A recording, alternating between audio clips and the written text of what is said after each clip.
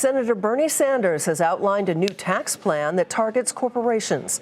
The aim is to narrow the gap between what they pay their top executives and what they pay their workers. Robert Frank has the details. Bernie Sanders announcing this morning that it is, quote, time to send a message to corporate America. If you do not end your greed and corruption, he said, we will end it for you. And he hopes to end it with a new inequality tax. The tax would apply to companies with revenues of more than $100 million, both private and public, where CEO pay is at least 50 times the median salary of their workers. Now, it's a sliding scale starting with 0.5% tax and rising to 5% for companies whose CEO makes more than 500 times their median worker. Now, Sanders said it would raise about $150 billion a year.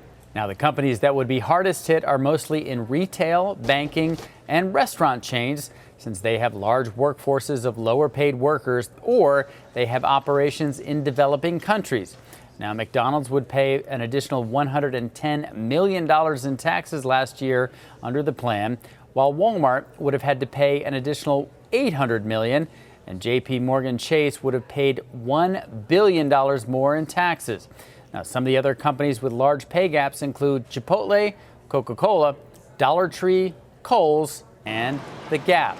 Now, some market strategists say the plan is more political than practical. There's a difference between campaigning and governing, and from a campaign theme, it fits very well in this theme that we were talking about, income inequality, CEO pay. I think as a practical aspect, it would be very difficult to implement. Now, the tax is made possible by a recent SEC rule that requires companies to disclose the pay gap, but there are no set rules for how companies have to calculate the median pay.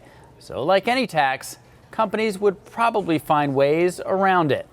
For Nightly Business Report, I'm Robert Frank.